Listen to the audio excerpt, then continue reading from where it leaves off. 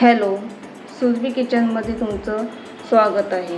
दही, पोहे, काकडी, नारळ आणि मसाले असेच या प्रकारचे बनवलेले पदार्थ बाळकृष्णाला आवडतात. तसंच आज आपण दूध पोहे बनवणार आहोत. त्यासाठी लागणारे साहित्य बघूया. इथे पोहे घेतले. कांदे पोहेला आपण पोहे घेतो तेच पोहे आहेत. ओलं खोबरं खिसून घेतलेलं आहे. गूळ, दूध, वेलची पूड आणि नारळाचं पाणी. पोहे घेऊया. त्याच्यात आपण दूध घालून घेऊया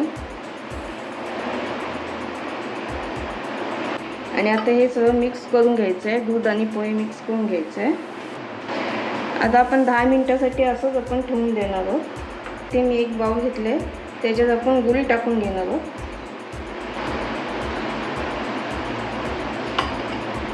आणि एक नारळाची कवर मी खिसून घेतलेली आहे. गूळ आणि खोबरं मिक्स करून घ्यायचं आहे चांगलं.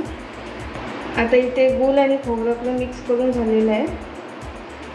आता त्याच्यात आपण हे भिजत ठेवलेले पोहे दुधामध्ये ते आपण टाकून घेणार आहोत त्याच्यात. आता हे सगळं मिक्स करून घ्यायचं आहे. त्याच्यात आता आपण वेलची पूड घालूया.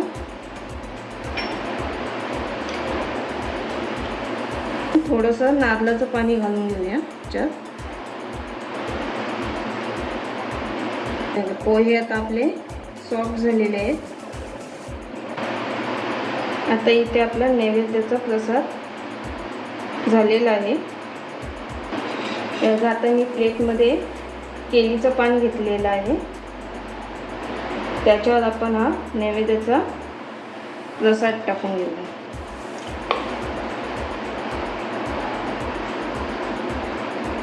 नैवेद्य तयार झालेला आहे.